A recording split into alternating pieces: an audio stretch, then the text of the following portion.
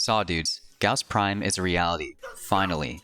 I have been waiting for this moment since 2019 and it has been a long time coming. The base version of this Formula 1 race car frame is already incredibly strong, and its Prime just piles a few extra stats on. Compared to regular Gauss, Gauss Prime has a higher shield count, 650 versus 455, and a slightly higher sprint speed, 1.5 versus 1.4. Today's build setup will make you effectively immortal as long as you're on the move and taking offensive action. I will not be covering his abilities since the build assumes you know how to use the frame at a basic level. Put on some rally house music and let's get started. The game loop is pretty straightforward. At the start of the mission, activate kinetic plating and start running around. Kinetic plating converts some of the damage taken into energy, so this will allow us to spam our abilities later on. After reaching the cap on your battery, activate Redline and use Mach Rush to fill the battery to 100%. Keep the battery level up by casting Mach Rush, meleeing enemies, and staying on the move. Once the battery is fully charged, recast kinetic plating and go to town. Use Thermal Sunder cold and heat zones to armor strip, freeze, or ignite enemies. Rinse and repeat. Today's build has two main variants. Both are extremely tanky and make use of its shield regeneration passive for durability. The first one is what I recommend for nearly all content and is the easiest to work with due to flexible mod choice. I recommend installing an Aura Forma since this frame is extremely versatile and because it allows for extra build creativity down the line. The Aura is up to you, but for true fast boy goodness, you can't go wrong with Sprint Boost. For more serious setups, use Enemy Radar. The Exila slot is also good for memes. Rush is good for increasing Mach Rush movement speed, but other options are Cunning Drift for ability range, Coaction Drift when using Speed Drift or another Aura, or Enemy Sense when using an Aura that is not Enemy Radar. Primed Continuity and Narrow-Minded increases our ability duration by 154%, which Gauss needs to get the most out of Redline since it only scales off of that stat alone. I highly recommend that newer players max out these mods first when building their Warframe. Next up, we have Stretch and Augur Reach, which recuperates the range lost by Narrow-Minded. This will allow Thermal Sunder to have a radius of 13 meters, which is more than enough to play around it. Archon Vitality is here to push our health value up to 740, but more importantly, doubles the amount of heat procs applied to enemies by abilities. This mod allows Thermal Sunder to apply heat procs twice per cast, which massively increases its damage. We will be shredding armor or applying viral status, meaning this ability can scale extremely well. If you want to reduce the amount of Forma needed for the build, you can leave this unranked. Rolling Guard provides precious iframes that come in handy for sticky situations. Kinetic Plating provides a large enough damage resistance buff, so we only need Rolling Guard to keep us alive in case our shield gating fails, or if we suffer damage over time effects such as Toxin or Heat. Prime Flow provides large energy reserves, which is great for spamming Mach Rush and Thermal Sunder. If you are a new player, or don't need that much energy, the regular version is perfectly fine to use. The last slot is flexible and can be swapped for other mods that you like. Augur Message is reliable and beginner friendly. I will discuss some substitutions in case you want an alternative playstyle. It provides an additional 24% ability duration, pushing Redline and Kinetic Plating's total length to 83 seconds. This is for maximum comfort and nothing else. If you want to use something besides Augur Message, you have two options. First up is Adaptation. I know I said earlier that Kinetic Plating provides enough damage resistance, and I still believe it. When you hit 100% on Redline, you are immune to IPS damage, as well as cold, heat, and blast damage. However, building up 100% on the gauge can take a while, so this pads out our survivability. The second choice is Thermal Transfer, which grants weapons a bonus 75% heat and cold damage. Both fields can exist at the same time, and the bonuses stack with each other. The bonus damage is considered as base damage, which is added after all elemental mods. This augment is perfect for adding damage to builds without having to use a weapon mod slot for another element. If the video is helpful in any way, consider subscribing. It helps me out a lot.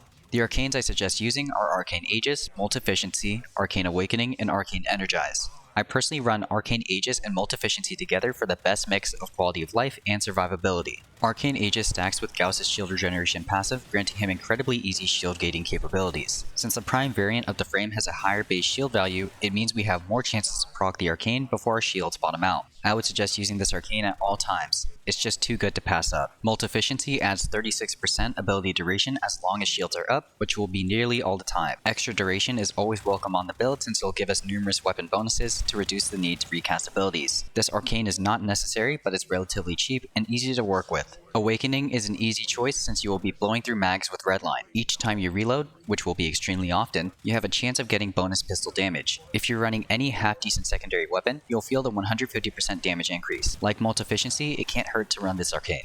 Arcane Energize is for those who have trouble maintaining their energy reserves during missions. I do not think that you need this arcane at all, since Kinetic Plating converts damage taken into energy. If you are in Steel Path, one good hit from an enemy is all it takes to get the F1 car back on the track. Again, it's not my preference, but you do you. The focus school for this build is Vazarin. This will almost always be the best focus school to use on Gauss thanks to Guardian Shell and Guardian Break. Guardian Shell grants our operator in Warframe brief invulnerability and a frontal shield. The frontal shield soaks up damage during the invulnerability period and adds it to its total health pool. Guardian Break is what we're really after though. After the frontal shield is broken, Gauss's shield regeneration is increased by 150% and his shield regeneration delay is decreased by 80% for 12 seconds. These bonuses stack on top of his passive and arcane aegis for constant shield gate invulnerability. Lastly, there is Protective Sling. When we hit allies, including our own Warframe, with Void Sling, they are granted invulnerability for 5 seconds and healed for 60% of their total health over 5 seconds. This is our last resort in case all of our other safeguards fail. Use this when rolling guard is on cooldown. Your Operator Arcanes don't matter in base deal path gameplay since our kit so far has more than enough safety measures. If you are planning to go into endurance runs, you can use Magus Lockdown and Magus Anomaly. Magus Lockdown drops a mine that can tether up to 10 enemies at a time after using Void Sling. This pairs perfectly with our Protective Sling when we get overwhelmed. We can hit Gauss with our Void Sling and simultaneously subdue oncoming enemies.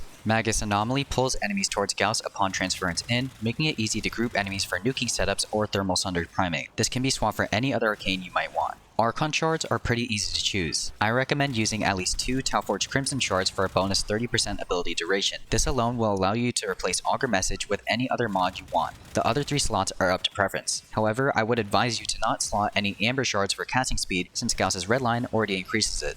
If you insist on removing Prime Flow, you can slot in 2 Tauforged Azure Shards for an additional 150 maximum energy. This will leave one more slot open for whatever you may want to use. A Crimson Shard can be used in the last slot to buff your melee, secondary, or primary weapon. You can also go the GigaChat Speedboy route of full Tauforged Crimson Shards for a 75% bonus to ability duration. However, that might be overkill and the likelihood of someone investing that much in one frame is low. Since Gauss makes almost every weapon great to use, you can equip whatever you like. Some honorable mentions for me for primaries include Fenmore and Tenet Archoplasmor. Redline is great for both of these weapons. Fenmore's Incarnon transformation gives the gun a reverse spool, meaning it fires slower the longer the trigger is held down. With Redline, this is almost entirely mitigated, so you can just hold mouse 1 and watch things die. Tenet Archoplasmor always had a fire rate issue in my eyes, so using it on Gauss was a no-brainer.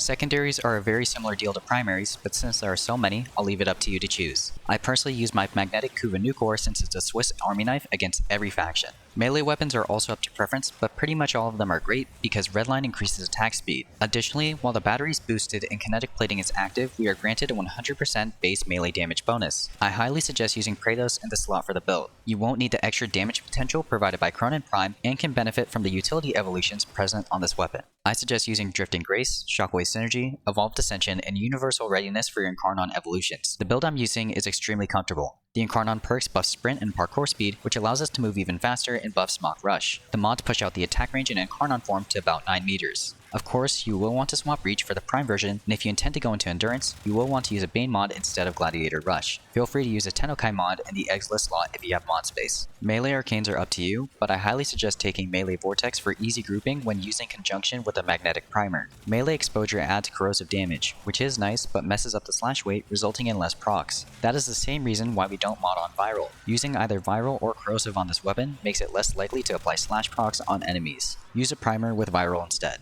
Finally, let's cover the companion for the first build. I'm using a generic Dethcube Prime build that will provide us extra energy and shields. Guardian will top off our shields the first time it is depleted with a 30-second cooldown. This is yet again another safeguard to our already insane survivability. Next up are Manifold Bond and Duplex Bond. Manifold Bond reduces the cooldown of Guardian by 3 seconds every time we kill an enemy affected by 3 or more status effects. Duplex Bond creates a clone of Dethcube every time we expend 100 energy up to 3 clones. Whenever they kill an enemy, they have a 50% chance of dropping an energy orb. This mod helps prime enemies in a larger area, if nothing else, in higher levels.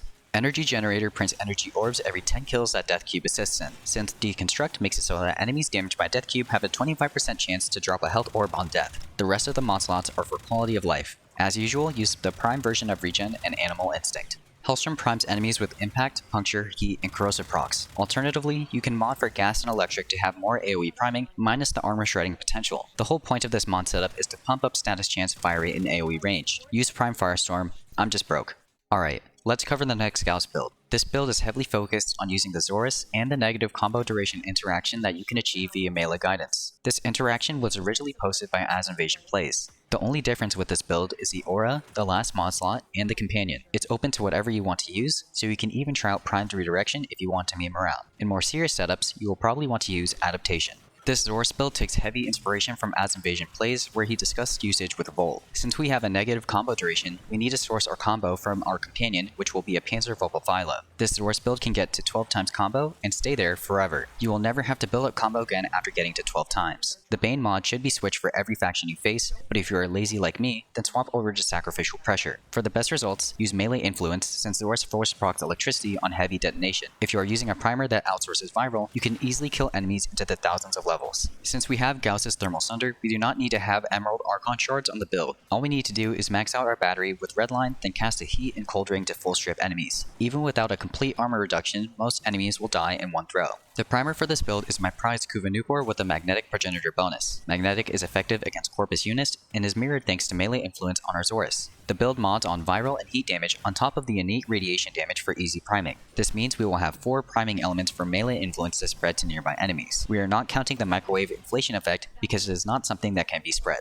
I suggest using pistol ammo mutation in the Exilus slot since Redline will cause you to chew through ammo like there is no tomorrow. The Arcane should be Cascadia Flare to increase damage without the need for kills. Do not use any Dexterity Arcane since it will ruin the melee guidance setup. Our Panzer will build our combo counter and provide some armor strip, though I would not count on it in missions. Swipe is crucial to building our combo counter efficiently, and Viral Quill spreads viral effectively without the need to constantly prime enemies with Nukor. Martyr Symbiosis is a health safeguard just in case our shields get blown through. Tenacious Bond decreases our Panzer's downtime, but also grants us a 1.2 times critical damage multiplier. Panzer Devolution keeps our partner in the action even when it's recovering, and Synth Deconstruct provides another form of healing through health orbs. Tandem Bond increases our combo counter by 6 whenever our Panzer hits an enemy and is buffed by Swipe for easy multi-hit. Vicious Bond allows for armor shred and can be spread through damaging abilities. Use Thermal Sunder for an easy nuke. Fetch is for quality of life. For this build particularly, you will want to crowd control enemies with Magus Anomaly and Magus Lockdown at the start of the mission. You want your Panzer to attack enemies and build up your combo so you can nuke the map the rest of the mission. Of course, this means you won't be bringing this into Exterminates, you will be bringing this into Endurance missions. Remember, the Archon Shards are the same as the last build with at least 2 Tauforge Crimson Shards for ability duration. The rest is up to you. I am a firm believer that Gauss does not need Helminth abilities to succeed. I don't want to add a whole other segment to this video because it will make it longer than it should be. If you want to take off an ability, I suggest taking off Thermal Sunder. You can replace it with any number of things, but I suggest using Roar, Dispensary, Energized Munitions, Nourish, or Zada's Whisper. These abilities don't require any special modding and can fit in either build. That is the video, guys. If you found it helpful at all, please consider subscribing. I am trying to implement more Warframe content into my channel because I find it fun and because it is a part of my childhood that I enjoy sharing with all of you. Let me know what you think about the new Formula 1 car in Warframe and if you have any fashion ideas. As always, thank you for watching and happy farming.